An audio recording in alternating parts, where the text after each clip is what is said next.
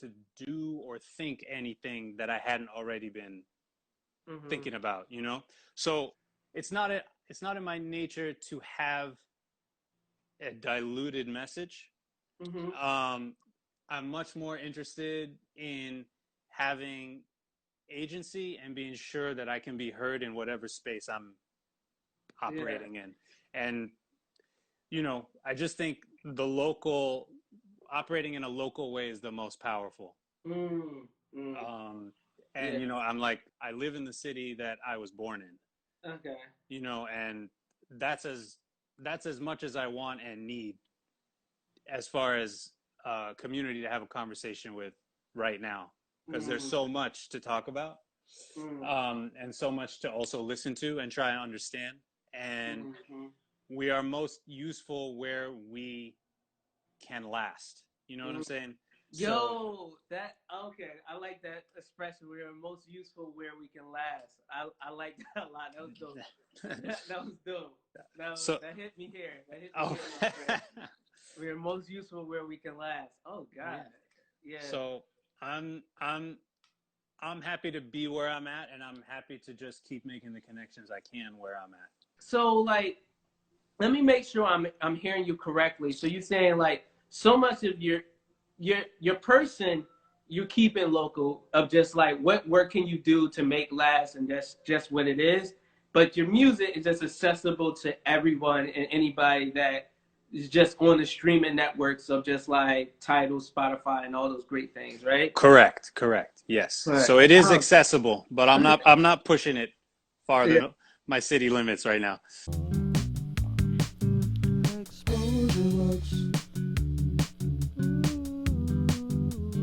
That's the song that we made for this for this little segment called Exposure Bugs. That's amazing. I love your work just in general, all around, everything that you do. I'm a huge fan of. Thank you so much, man. That is really awesome of you to say and to hear. No, for sure. It's so I think the first piece I ever saw yours was the John at Art Department, The Bear. Oh yeah. Which I just saw that I can get a print of, and I'm definitely going to get a print. Oh, rad, man. Yes. Yeah, no, so I'm like always curious, like how people get to where they get to. Like, how do you see a whole piece when you start it? Like, when you're just like sketching, do you see the full landscape? Or do you like start with a little piece and like it kind of grows itself? I'm like really curious. So I think there's always exceptions for sure. Like, I feel like whatever the way there is to make a piece, I've done it at some point, but probably I think generally when I start on a drawing, you know, especially of the type, the bear print that we're talking about, I'll have it in mind what I want the full piece to look like, but I do a lot of adjusting as I go. Like, it's super rare that my drawing will look exactly like the sketch. Like, I think I am a big fan of happy accidents, you know, kind of like things happening that I didn't necessarily mean to or even necessarily want to, but then kind of like being able to work with whatever comes out of it, or that actually, so, like, a lot of times that's actually like something that I thought was a fuck up. I'll you know, stand there and be very angry at it for a second, but then see like a totally new direction that could lead a piece in. Yeah, dude. Or at least like a way to like kind of buttress it up. And I think, I think like big picture, I'll like go into it knowing what I want to make, but then there's a lot of evolution to it as I move along in the finished piece. Color that is like symbolic for what that era stands for, and to help the reader just kind of immediately be able to identify when they're in a new time zone. What's great is it's like a movie.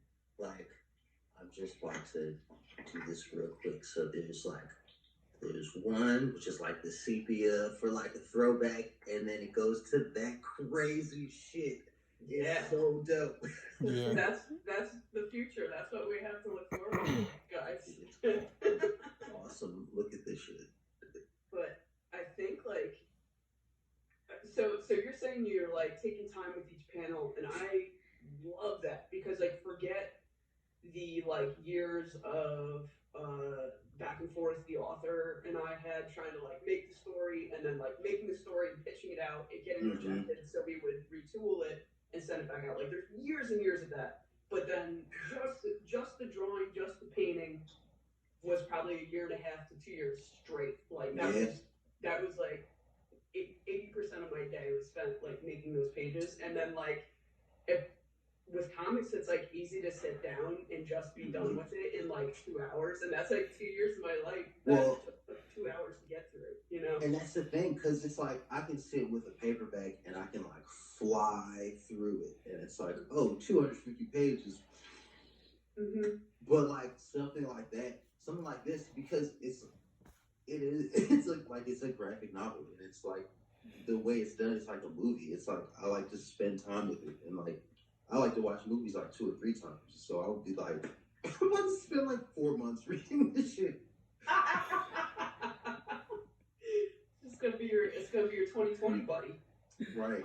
So man, no, I am so pumped to hear that. Thank you very much. Of course. Like how long you said it was like several years, right? Because I know we talked a couple of years ago, and it was like it had been a couple of years. Yeah, there's like absolutely no one that I've met in Philly probably. Like, if you met me in Philly, it was not possible for this book to not be a part of my life at that time. Yeah. Because, so I think the author and I got the idea for it in 2012, and we've been working on it since then. You know, we've had to hit the reset button a few times completely on it. Right. So that's not like that book is not 8 years straight of like the same thing, but yeah, man, I think I think right when I moved to Philly is when Top Shelf picked it up and we signed for it, and that was like 8 years ago, maybe 7 years ago. Damn. So dude, it's yeah, I was gonna say it's slow going, and you said 2 years of just whew. I mean, it shows though. It's like one of those labors of love. Yeah, I hope so. So I definitely have a problem like looking at work I've done and like being like, that's exactly what I meant to do. You know, like I've only managed to do that, I think, like a handful of times. So, dude, what's your secret? I've never ever. Anytime I check out anything I've done, it's like, that's not what I really wanted. And I don't know, and maybe it's just like the expectations shift after the fact or like in the making of it, but it's just, or even in like the gestating after it's done, but it's just like, oh, what? Ugh. Yeah. Ugh. Yeah. It's rough, man. There's so few projects like I've done that I can like look at and still like feel like super excited about. I feel like, you know, and I feel like it would probably be pretty healthy if I could like adjust that mindset, but it's rough. Yeah, Sarah, my partner, tells me that I'm a perfectionist. And yeah, probably. I mean, I have like several albums worth of stuff where it's like, no, it's not good enough. No, it's not good enough. But it's like, how much? But see, I guess that to me sounds like I feel like it can definitely be uncomfortable to be a perfectionist, but if you're like using it in a way that is just propelling you to keep making work, that's like as useful as perfectionism can ever be, because like, you know, there's the other side of it where it stops you from doing anything because it's not going to be perfect. Well, again, I definitely spent some time doing that too. Yeah, you gotta get it all in, you know? Right. Hey, yeah, I have a gig for you. I can't take any more non-paying gigs. Oh, don't worry. It totally pays in exposure bucks. How does 500 sound? I don't know. Exposure bucks.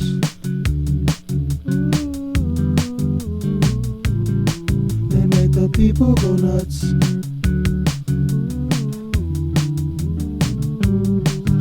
All the boys and girls all across the world.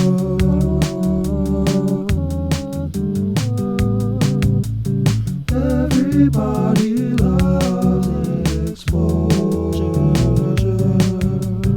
You can pay your bills with exposure. Pay my rent last month with exposure. Paid off all my loans with exposure. Exposure bucks.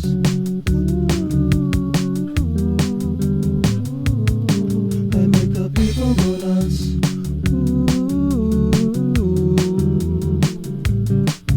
All around the world. All the boys and girls. Everybody